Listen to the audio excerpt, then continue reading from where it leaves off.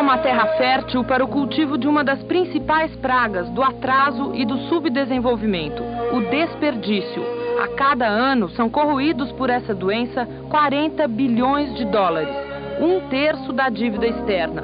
Num país onde quase metade da população passa fome, 25% da produção agrícola são jogados fora. A praga do desperdício contamina o dia a dia da nação, da agricultura à construção civil, da indústria às grandes obras públicas. No Brasil, desperdiçar é um verbo que se conjuga no cotidiano.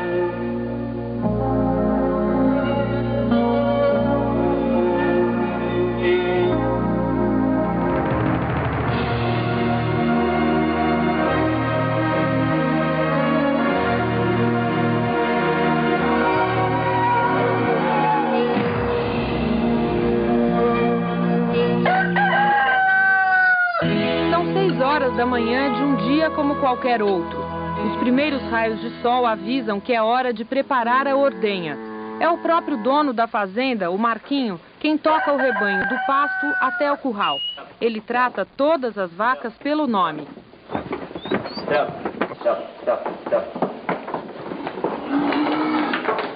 A técnica que o Marquinho usa para a ordenha é a mais tradicional, comum à maioria dos produtores de leite C do país.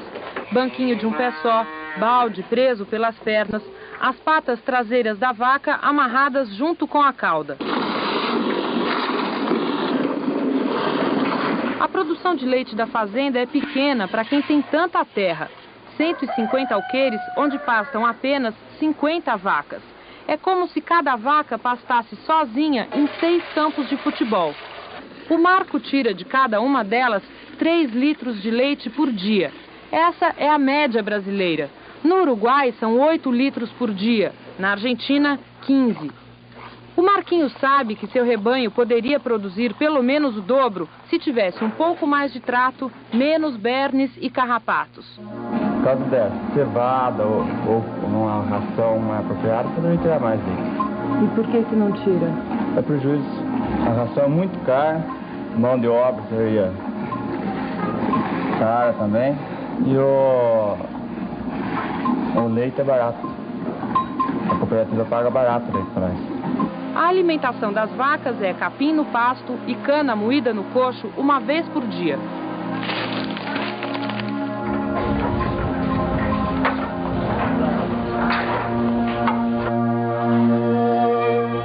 Quando o caminhão encosta para buscar os latões, leva embora um retrato da pecuária leiteira do país. Baixa produtividade e rebanho subaproveitado. Mesmo com o maior rebanho da América Latina, o Brasil tem um dos mais baixos consumos de leite por habitante, 50 litros por ano. Os americanos tomam 106 litros por ano e os alemães 120.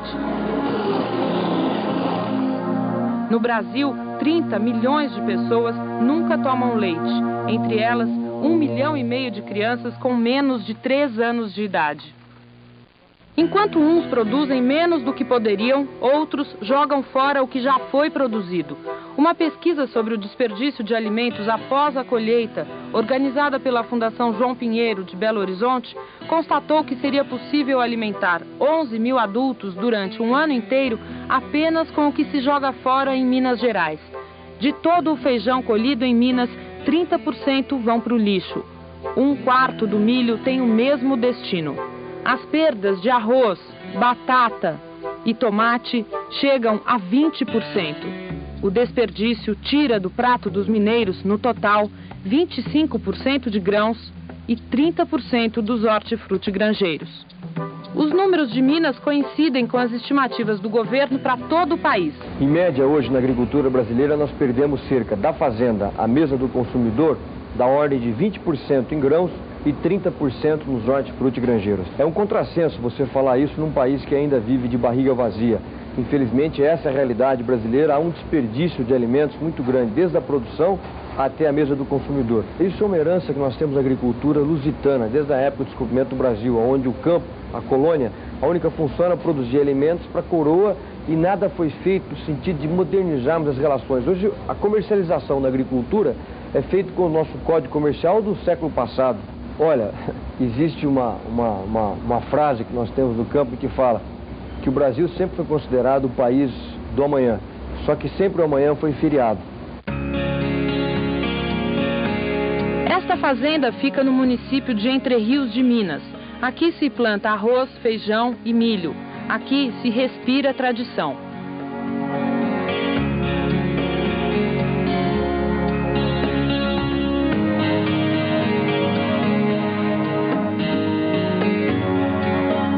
No paiol fica armazenada a safra de milho.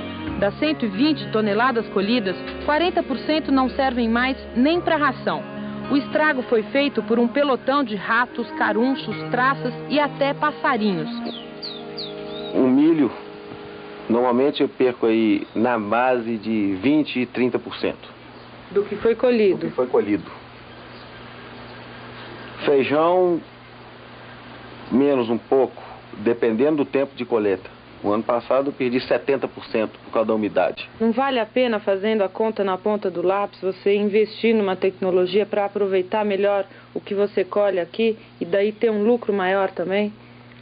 Acho que vale a pena. O problema é o recurso para o investimento. Hoje o recurso ele tem que seria o quê? A nível de governo, um recurso caro, com retorno a longo prazo. Então, o que acontece é que a gente acaba vendendo a terra para pagar esse investimento. Agora, como é que você se sente vendo o milho que você colheu, que você investiu na semente, na lavoura, colheu, está lá agora perdendo dentro do paiol? Como é que eu me sinto? O pior possível. Essa é uma cena comum nas lavouras brasileiras.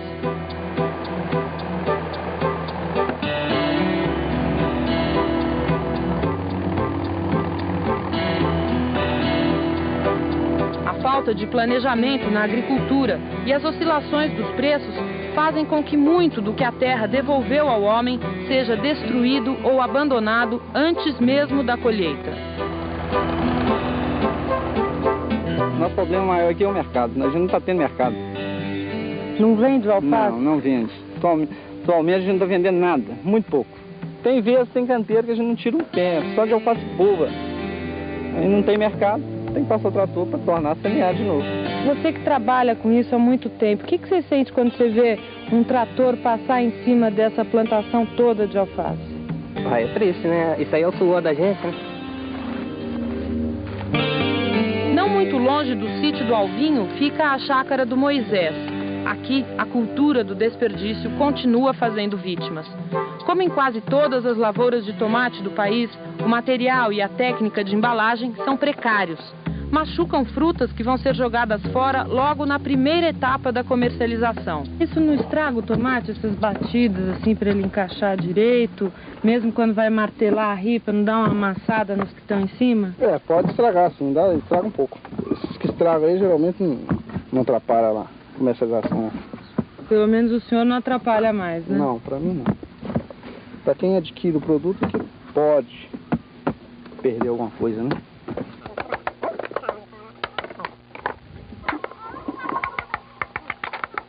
Nossa, não tá amassando o tomate aqui? Amassou um tomate aqui, né? Vai chegar lá suco de tomate. Não chega não, só amassou que veio. Um tiquinho até, uns 4, né? Yes, nós temos banana. Não há lugar no mundo que produza mais bananas que o Brasil. E não há no país alimento mais desperdiçado que esse. É um recorde difícil de ser superado. Em cada dúzia colhida, 8 bananas vão para o lixo antes de chegar às mãos do consumidor. Os problemas são a colheita manual, que joga a banana no chão,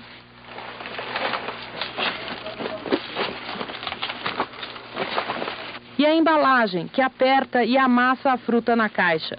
As perdas impedem que o Brasil, maior produtor de bananas do mundo, seja também um grande exportador. Yes, nós temos banana. Não há lugar no mundo que produza mais bananas que o Brasil. E não há no país alimento mais desperdiçado que esse. É um recorde difícil de ser superado. Em cada dúzia colhida, 8 bananas vão para o lixo antes de chegar às mãos do consumidor. Os problemas são a colheita manual, que joga a banana no chão,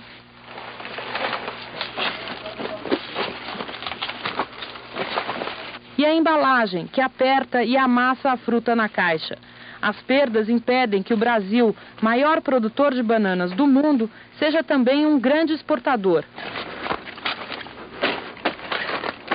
O Ciro é um dos poucos exportadores de banana do Vale do Ribeira. Para que ele conseguisse vender sua produção para a Argentina, teve que investir em equipamentos e usar outro tipo de embalagem. Por que o senhor não faz isso, então, para o mercado interno? O mercado interno, acho que ainda não...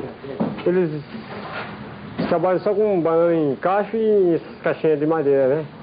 E eles não vão remunerar mais, né? E tem mais essa despesa de caixa, essas caixas não voltam mais. O consumo interno, a caixa, ela vai e retorna, né? Então, acho que fica muito caro. Quer dizer, o comprador não está interessado em receber uma banana de melhor qualidade? Eu acho que por enquanto ainda não, né? O comprador do Brasil? Do Brasil, né? Agora o argentino não. Essa caixa de papelão, eles querem mais a caixa de papelão do que a de madeira, né? A falta de cuidado com os alimentos no campo não demora a aparecer nas cidades. Os produtos feios e machucados, mas ainda bons para o consumo, são simplesmente jogados fora. E a cadeia de desperdícios está apenas no começo. Todos os dias esse supermercado recebe mercadorias frescas. A maior parte do que estava nas prateleiras no dia anterior e não foi vendido vai para o lixo. 20% das frutas, verduras e folhagens que a loja compra são jogados fora. Essa mercadoria ela vem do caminhão, depois é descarregada, vai abastecer na loja, tem que ter... Não tem todo o cuidado que deveria ter, né? E chega na loja, os clientes vai escolher, um escolhe daqui, revira a mercadoria para o lado do outro, não sabe escolher a mercadoria, fica apertando as frutas. A senhora tem um jeito todo especial de escolher as frutas e as verduras? Sim, sempre. Como que é? Para ver a maçã tem que bater assim para responder que está cheio. Tem que ouvir um barulhinho? Barulhinho. Você está óculos porque ela não responde. Ah, e as verduras? Verduras tem que ver as pepinos, se está durinho, todo comprimento, tá bom. Ah, é? É. A senhora sempre faz isso antes de levar? Sempre, todo lugar.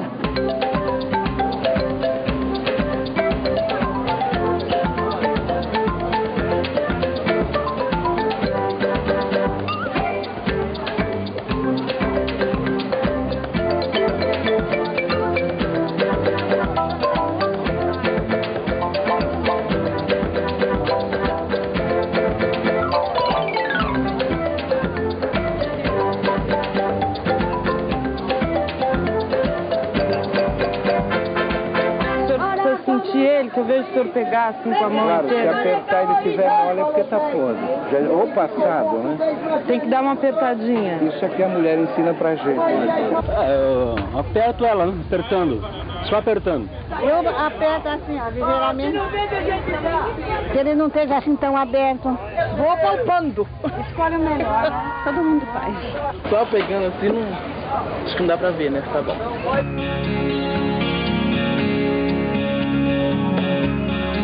Feiras livres são verdadeiras vitrines da fartura.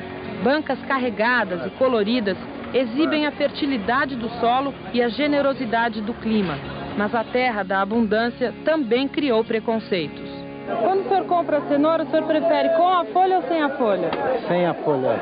O senhor não usa a folha? Ué, já tentei usar, mas eu não gostei. Não gostou? Não. Aí o senhor pede para jogar fora? Exato. O senhor corta sempre as folhas da beterraba? Ah, geralmente, viu? O pessoal não pede para levar para casa? São poucos. A maioria não sabe aproveitar, né? O senhor aproveita na sua casa? Aproveita. Faz o quê? A folha de beterraba dá para refogar, né? E a folha de cenoura dá para fazer a fritura, o bolinho. E as pessoas não sabem disso? Não, o pessoal sabe, mas é falta de costume, né?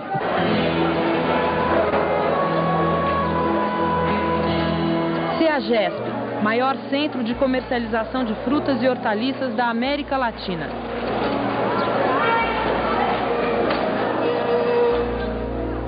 aqui, os desperdícios são escandalosos. No final do expediente, o que não foi vendido, mesmo em bom estado, é jogado no chão. Só este comerciante virou 70 caixas de brócolis. Ele ainda passa o facão para que ninguém aproveite o que não conseguiu vender. Isso sempre acontece aqui? Acontece. Com brócolis ou com outras verduras? Brócolis, outras verduras, tudo isso. Sempre antes de você jogar fora, você inutiliza o produto? Sempre. Por que todo esse rabanete está no chão? Esse aqui é sem condições de venda, né? Então, que você vê, um rabanete tem que ter um padrão para ser comercializado. Então, esse aqui, já com calor e tudo, né? Ele já fica passado. Né? Ele não tem... ele é oco. Mas é bom para comer, né? Ele não está impróprio, não está estragado. Não está impróprio, mas você para comercializar não tem condições.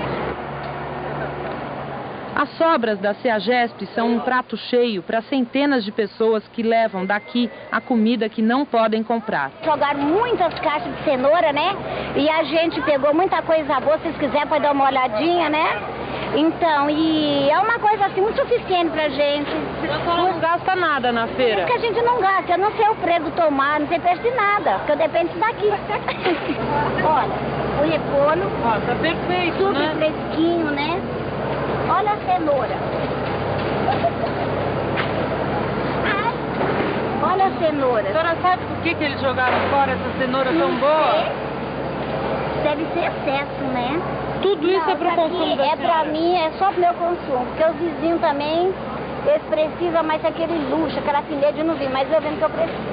Quantas pessoas a senhora alimenta com essa coleta que a senhora faz? Eu, meu marido, são 6 pessoas. Às vezes a minha sogra, minha mãe ainda leva alguma coisinha de quebra também, né? Olha, meu neto tem 5 anos. O primeiro suco dele já foi dependendo do Ceasa. O primeiro suco do meu neto foi dependendo do Ceasa. A minha netinha tem 1 ano e 7 meses também, criada por Ceasa. E é uma criança, olha, nossa, cada criança, olha, parece de rico, de milionário, é tudo por Ceasa.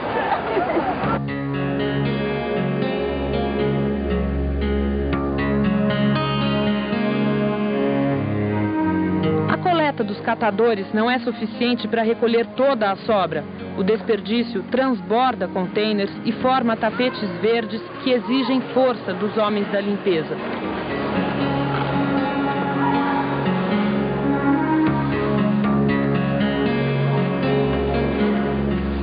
Os refugos da CEAGESP poderiam render 1.500.000 pratos de sopa por dia. Daria para alimentar quase toda a população de Brasília. O cálculo é dos engenheiros do Instituto Mauá, que desenvolveu a tecnologia e a receita de uma sopa nutritiva à base de refugos.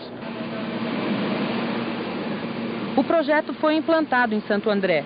Todas as manhãs, os caminhões da prefeitura descarregam na cozinha industrial 2,5 toneladas de verduras e legumes que até pouco tempo iam parar no lixo.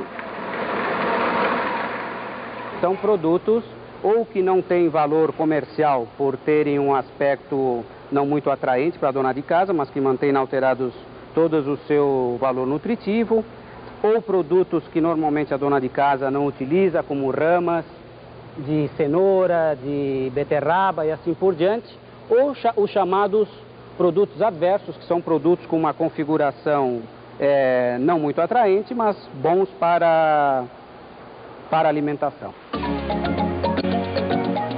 Temperada e enriquecida com carne e outros ingredientes, a mistura vai para o caldeirão. A Nutrisopa garante metade das proteínas que crianças entre 7 e 10 anos precisam. A sopa é distribuída para mais de 11.000 alunos de escolas públicas, mais barata que a merenda tradicional.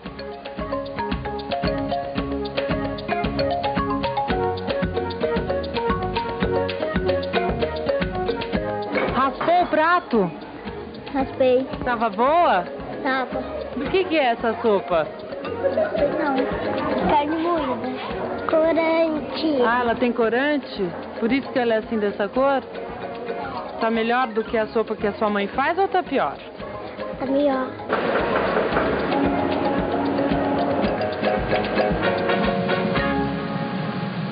Diminuir custos. Foi esse o objetivo da Auto Latina quando colocou em prática um projeto contra o desperdício de alimentos. Uma vitória aqui e outra ali somaram mais de 2 milhões de dólares em economia desde 87. A empresa serve 54 mil refeições por dia. Gasta 34 milhões de dólares por ano em seus restaurantes. O combate às perdas envolveu uma campanha entre os usuários, mudança no cardápio, novos equipamentos e treinamento do pessoal da cozinha. Mas até entre eles houve resistências. Hoje, nossa supervisão, bastante amigo, uma equipe bastante unida e tudo isso, né? Não, então, eles até falam brincando, não, tudo isso.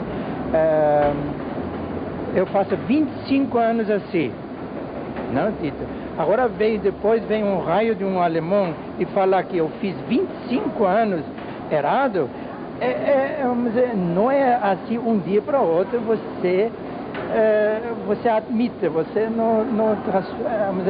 não é tão fácil para admitir, para absorver esse pensamento. O exterminador de desperdícios da Auto Latina não carrega essa bandeira só por dever profissional. Criado na Alemanha, quando se mudou para o Brasil, Dieter trouxe na bagagem a herança de uma cultura que não tolera gastos desnecessários. O senhor acha que os alemães desperdiçam menos que os brasileiros? Sem dúvida, não. Por causa eles passaram por 2 guerras mundiais, não? Então está dentro da sangue, não? Eles sabem que é fome, certo? No tempo de guerra eu era pequeno, não? Mas eu sei que muitas vezes ficava semanas sem comer, não? Ou para conseguir um pão que nem tinha aparência de pão, era um quadrado meio preto e qualquer coisa, a gente ficava, na época, 2 dias e meio na fila para conseguir um pão. Então, é uma recordação, um videotape que volta e automaticamente você não desperdiça. Uns meses atrás fomos visitar uma amiga, né? E chegamos numa casa grande, certo? Eu calculei, eu tinha uns 40 lâmpadas acesas. Eu perguntei, inclusive, ela, é Natal? A sua casa é a nova árvore de Natal, né? Que tem que estar tudo aceso e tudo isso, né? Aí ela chegou em si, foi realmente, ela apagou as lâmpadas. Então, para nós brasileiros, recebemos o senhor em casa é um perigo? Não é perigo, é apenas uma alerta, não? Único no serviço, não? Por causa é minha obrigação, não? E tudo isso lá eu fico, se o pessoal desperdiçar, não? Eu fico bravo mesmo. O que o senhor faz? Eu fico meio gaúcho, eu fico muito macho, né? Se o Dieter visitasse os bastidores dos restaurantes brasileiros, iria ficar ainda mais indignado. Nessa churrascaria, as sobras chegam a 40%. Para não jogar tanta comida fora, o dono até inventou a porção petit, menor e mais barata. Deu certo a ideia? Não, a ideia não deu certo porque... não está dando certo porque as pessoas antes comem com os olhos. E a cultura de antidesperdício é uma coisa que no Brasil não tomou conta ainda, entendeu? Aqui eles têm uma porção que é 30% menor e 30% mais barata. Você já pensou em pedir essa porção para não sobrar tanta comida? Ainda não. Eu nem sabia disso. Ainda não fui informada disso. Está escrito no cardápio. Eu não leio. Eu vou direto aonde eu quero e escolho. Costuma sobrar comida nos pratos que você pede? Depende da fome, mas normalmente quando as porções são grandes, sobra. Sempre sobra. Mas a gente é um pouco guloso, né? Normalmente, acho que o próprio sul-americano é um pouco guloso. Pede mais do que vai comer. Cultura, né? Tá, todo mundo come pelo olho, né? Você já escolheu o que você vai comer? Já. O que é? Lombinho de porco. Porção normal? Porção normal. Sobra comida no seu prato? Normalmente um pouquinho.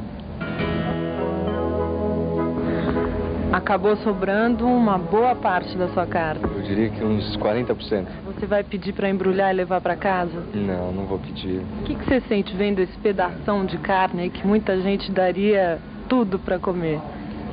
Eu sinto que a gente estava comentando, inclusive, aqui na hora da refeição, né?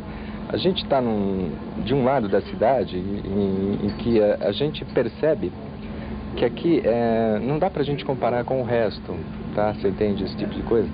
Quer dizer, a maioria do povo passa fome, mas aqui a gente não pode comparar com o resto, porque aqui é uma atividade, nós estamos praticamente num primeiro mundo aqui, é diferente do restante que está num terceiro mundo. Nesse terceiro mundo que o Mário sabe que existe, vivem 70 milhões de brasileiros.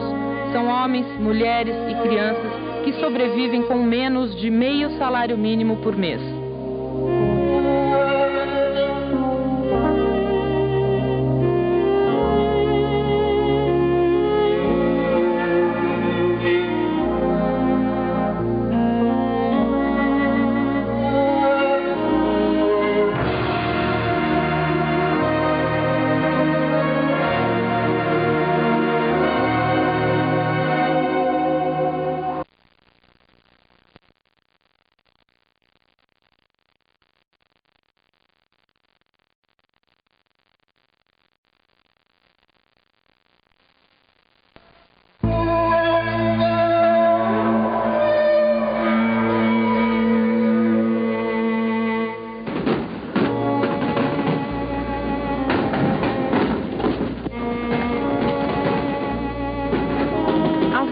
Foram transmitidas ao vivo pela TV. Em menos de 40 segundos, 5 milhões de dólares viraram poeira e ruínas. As paredes do conjunto habitacional eram de uma mistura que levava mais gesso que cimento, uma experiência que a Prefeitura de São Paulo fez em 81. O tempo provou o que poderia ter sido verificado em laboratório. A fórmula milagrosa era um fracasso.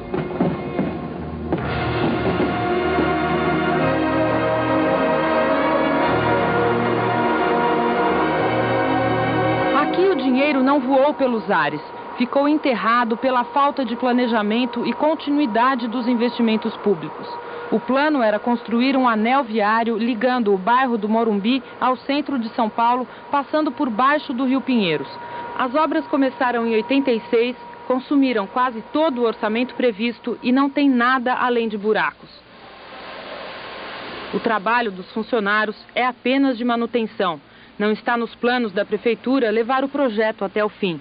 Para terminar o único túnel perfurado, seriam necessários mais 80 milhões de dólares. Os outros 4 túneis e as guias rebaixadas da Avenida Juscelino Kubitschek foram abandonados ou tapados. Os carros que transitam por aqui passam por cima de 165 milhões de dólares que até agora não serviram para nada.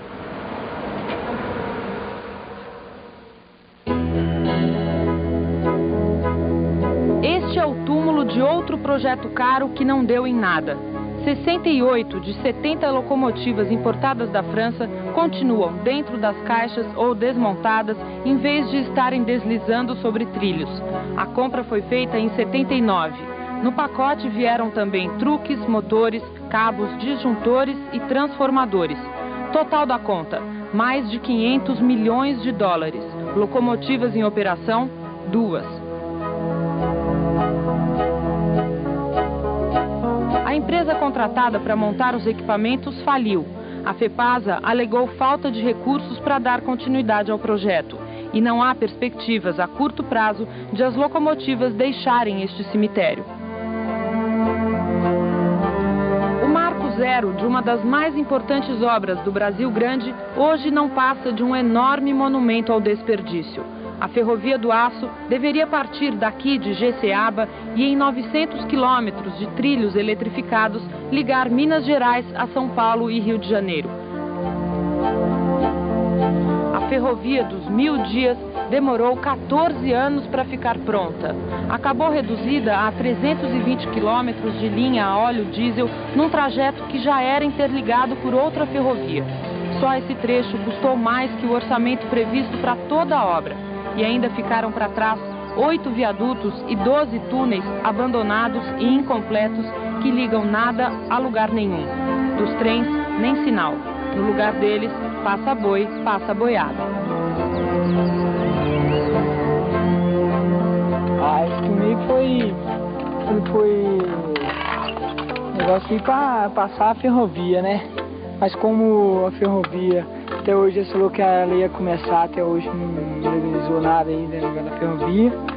Aí a gente pega e põe as criações aí no pátio da ferrovia. Mesmo assim, o segurança da rede não gosta, não. Muitas vezes ele já falou que era pra gente tirar.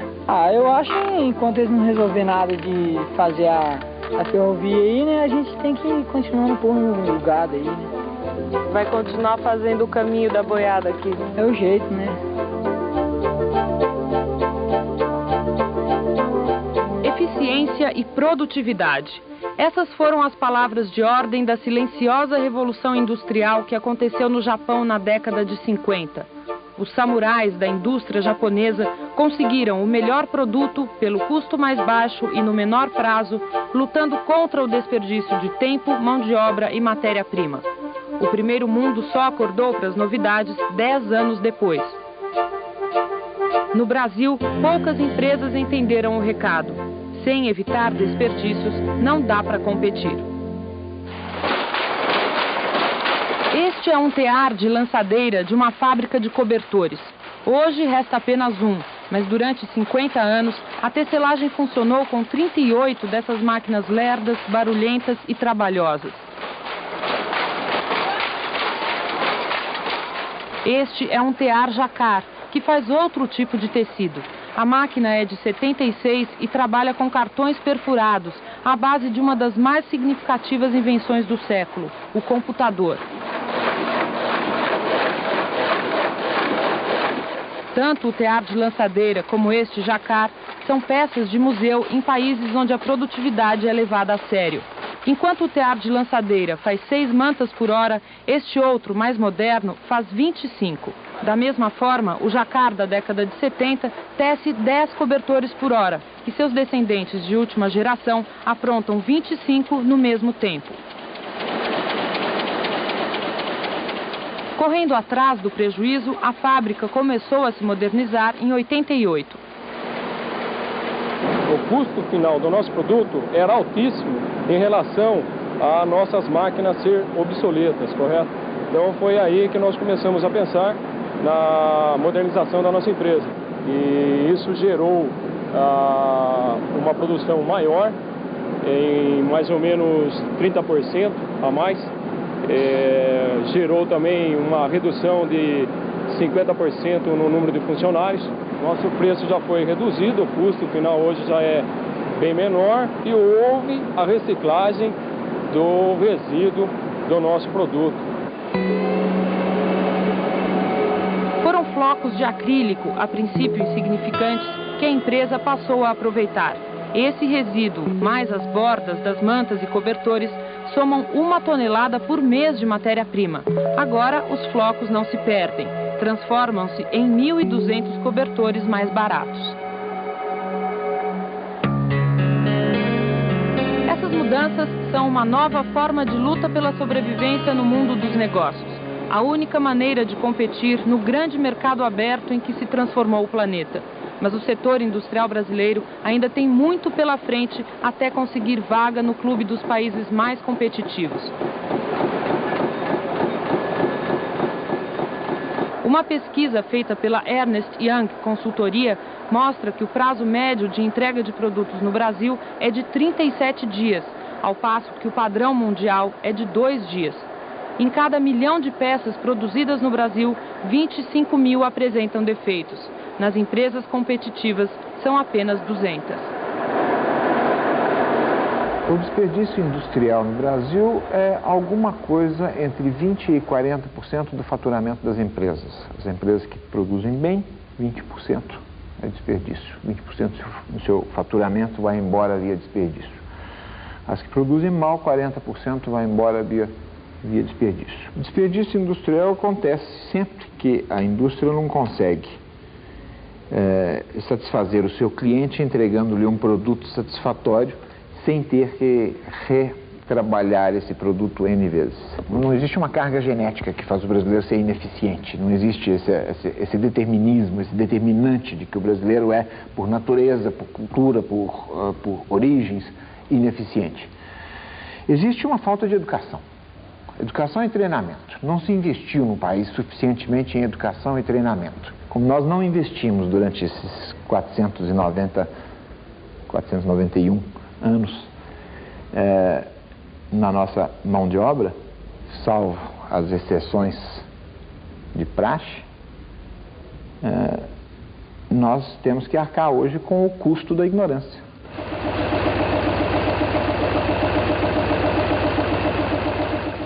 O consumo desnecessário de energia é outra fonte de desperdício nas indústrias. 60% dos motores são superdimensionados ou desregulados, consomem mais eletricidade que precisam. Quando essa fábrica de eletrodomésticos mudou os equipamentos que aqueciam os fornos, logo no mês seguinte recebeu uma conta de luz $17 mil mais barata. Esse valor é pequeno para o orçamento da empresa, já que a energia representa apenas 1% do custo da geladeira. Mas para o país, essa diferença é significativa. Existe uma preocupação da indústria em economizar energia, lógico. A gente sabe o momento que o país está vivendo, a nível de gastos, né? A nível de manutenção até das linhas de transmissão. Então é lógico que nós somos cobrados e participamos de programas junto com a Agência de Aplicação de Energia, no sentido de economizar energia. O setor industrial consome mais da metade da energia produzida. Só esta fábrica gasta o equivalente a uma cidade de 40 mil habitantes.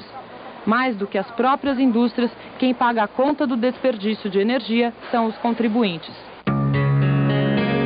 O Brasil já devastou 25 mil quilômetros quadrados para construir hidrelétricas. Além dos danos ambientais, a construção de novas usinas requer gastos de bilhões de dólares. Do jeito que está, o país corre o risco de chegar ao fim do século no escuro. Enquanto isso, 20% da energia é gerada em vão. É bom lembrar que somos nós contribuintes, é o Estado como um todo, que investe cerca de 10 bilhões de dólares por ano para produzir energia. Ou seja, uma dívida externa em 10, 12 anos. Então, é o Estado que deveria se interessar em sensibilizar o consumidor de todos os níveis para racionalizar o uso de energia. Então, a medida que nós fazemos é que é possível reduzir em 30% até o ano 2000 os investimentos em energia no Brasil através de programas de redução do desperdício. Isso significa uma economia em 10 anos de 30 bilhões de dólares. Um programa contra o desperdício de energia poderia apagar imagens como estas. As luzes dos escritórios continuam acesas, apesar de o expediente já ter se encerrado. Esse clima nostálgico de cartão postal é uma outra maneira de não gastar energia à toa. A substituição das lâmpadas brancas de mercúrio pelas de sódio resulta numa economia de 9%. Em algumas ruas de São Paulo, a troca já foi feita e em 5 anos, toda a cidade vai ter esse tom amarelado. Neste outro caso, estética e economia não andam juntas. Num prédio comercial, o ar-condicionado responde por metade do consumo de energia. A tendência da arquitetura contemporânea de construir prédios com fachadas de vidro faz com que lá dentro entre muito mais calor. Com isso, o ar-condicionado tem que trabalhar mais e, portanto, consumir mais energia.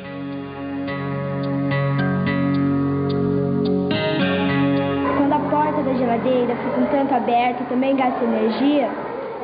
Esta pergunta foi feita por Rosaura durante uma aula diferente. Rosaura e seus colegas estudam numa escola pública em Rio Claro, no interior de São Paulo.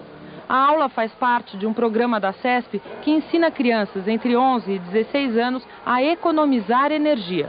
A porta da geladeira, quando fica aberta por mais tempo, ela gasta mais energia, porque entra ar quente no seu interior e força que o motor seja religado. O motor sendo religado... Em uma hora, as crianças aprenderam como e por que economizar. O mínimo possível a porta da geladeira.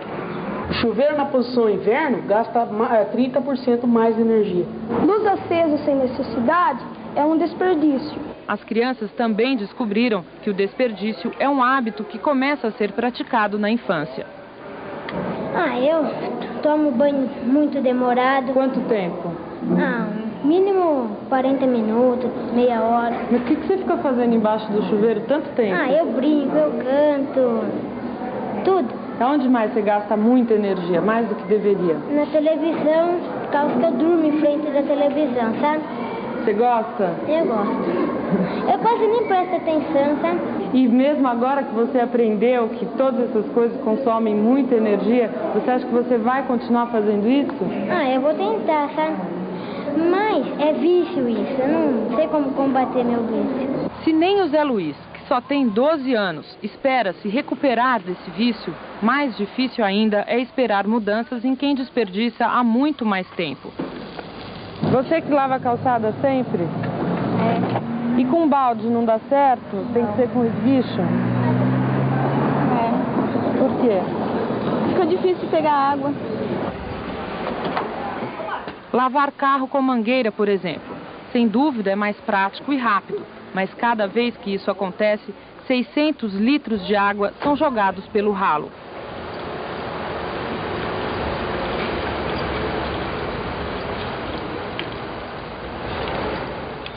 Deixar a torneira aberta enquanto se escova os dentes significa um gasto desnecessário de 23 litros de água.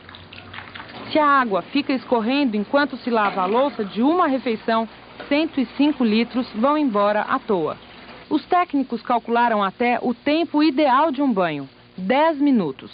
Pode parecer estranho que hábitos tão incorporados no dia a dia sejam vistos como desperdício, mas eles ganham outra dimensão quando o fantasma da falta d'água começa a ameaçar grandes cidades. Mais da metade dos bairros de São Paulo participam do esquema de rodízio imposto pela Sabesp e, no mínimo, 2 vezes por semana, ficam sem água. Que é coisa mais chata, uma dona de casa levantar de manhã, com roupa para lavar, com tudo para fazer, vai abrir uma torneira e não tem um pingo de água. E aqui tá direto.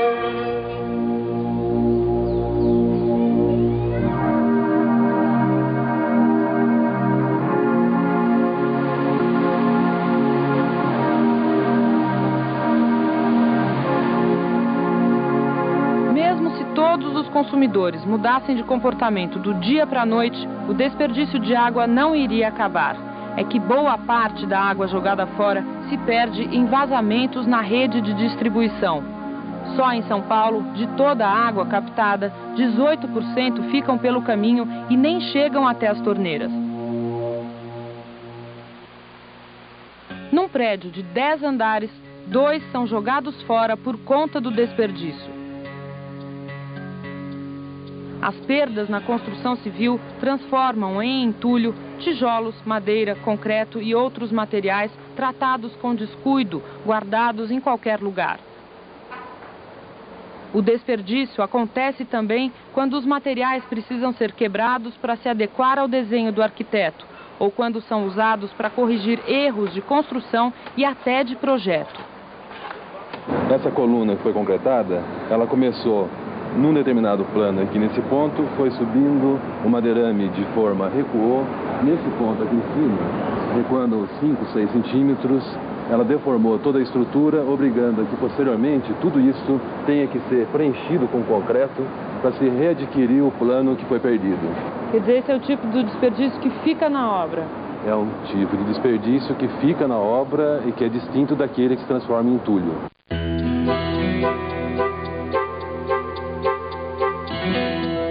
O país que se dá ao luxo de desprezar tanto material de construção enfrenta um sério problema habitacional. O número de favelados no Brasil é 3 vezes maior que a população do Uruguai. Aqui, 11 milhões de pessoas moram em favelas ou cortiços. A casa própria é um desejo distante para outros 45 milhões de brasileiros, como Maria e José. Eles dividem esse casarão antigo com mais 14 famílias. Se pudesse, teria uma casa, mas não vai alcançar mais. A idade está avançada, né? Estou com 67 anos, já não dá mais para fazer mais nada, né?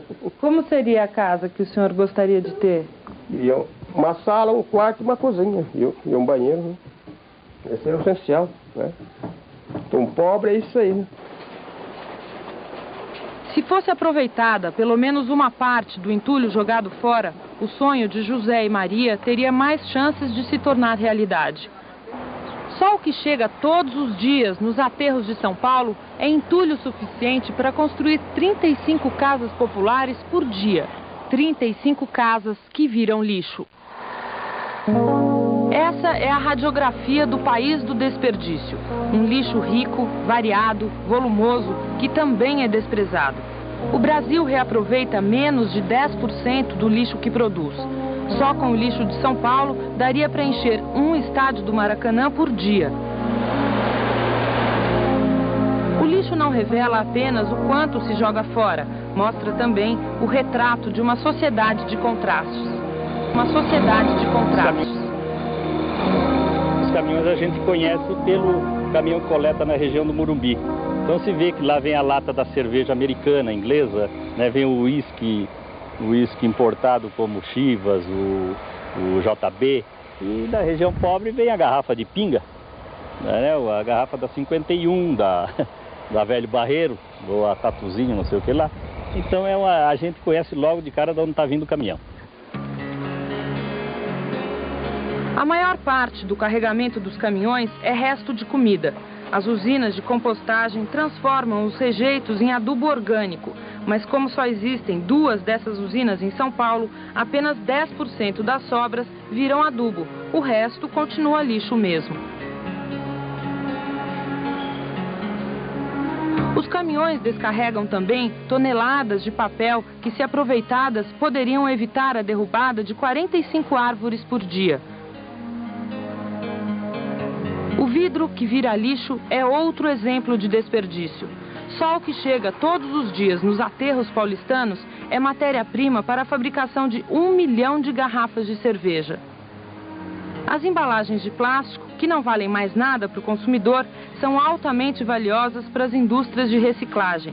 O plástico é derivado de petróleo e o reaproveitamento faz cair pela metade os gastos com matéria-prima. Dificuldades como a dependência de produtos caros e escassos, a falta de espaço para novos depósitos de lixo e as riquezas que ele esconde fizeram surgir a coleta seletiva. Plástico, metal, papel e vidro são separados dos outros restos pelos próprios moradores. Como é que a senhora faz?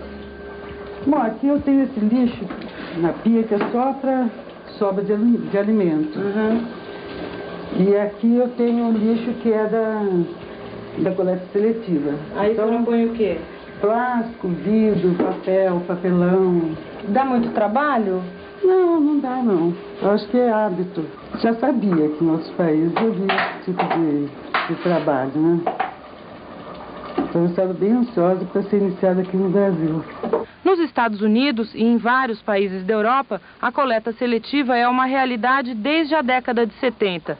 No Brasil, o projeto está começando e em poucas cidades. Em São Paulo, a coleta seletiva atinge apenas 1% de todo o lixo produzido. Ainda dando seus primeiros passos, a coleta seletiva contribui pouco para a reciclagem. Quem faz a maior parte do serviço de separar produtos reaproveitáveis são os catadores. Eles trabalham em lixões a céu aberto, fazem uma espécie de garimpo no que para eles é uma mina de ouro. Da pesquisa que foi feita, o lixo do Brasil é um lixo mais rico do mundo. Rico em quê? Não, rico em prata, em ouro, é tipo um minério. É tipo uma serra pelada, a gente acha de tudo. Mas é ouro, eu achei ouro aqui. Eu mesmo já achei conjunto de colher de prata aqui e estava vendendo na minha banca. E a mulher passou, uma senhora, parou o olhar e falou assim: moço, essas colheres é minha. Eu digo, mas como é que a senhora passa que é sua? Que eu achei no lixo. Não, mas tá a minha assinatura. Nossa. Eu não podia falar mais nada. Mas só tem que comprar de novo. Tem que comprar, né? E ela comprou? Comprou de volta, porque já tudo gravado. O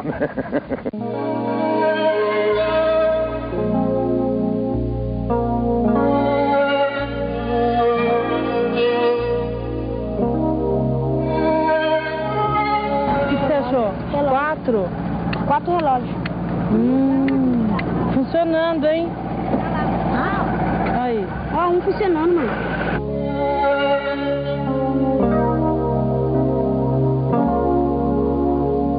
E o senhor também cata coisa no lixo? Eu cato, como, não tô nem aí também. que o senhor come? Não, a gente come as coisas que a gente acha aí, né? Laranja. Não, a gente sabe o que come, né? A gente sabe, não é comer também qualquer coisa também, né? Esses garimpeiros urbanos também trabalham nas ruas. Vasculham sacos de lixo, recolhem as sobras da cultura do descartável. Os catadores dependem do que os outros jogam fora para sobreviver, mas nem por isso se conformam com tanto desperdício. Deu dó de ver isso aqui jogado. Às vezes eu vejo jogar no caminhão de lixo, ele joga tudo fora, moe tudo, joga fora, fico com dó, fico até nervoso, me dá até estado de nervo. Ele joga tanta coisa fora.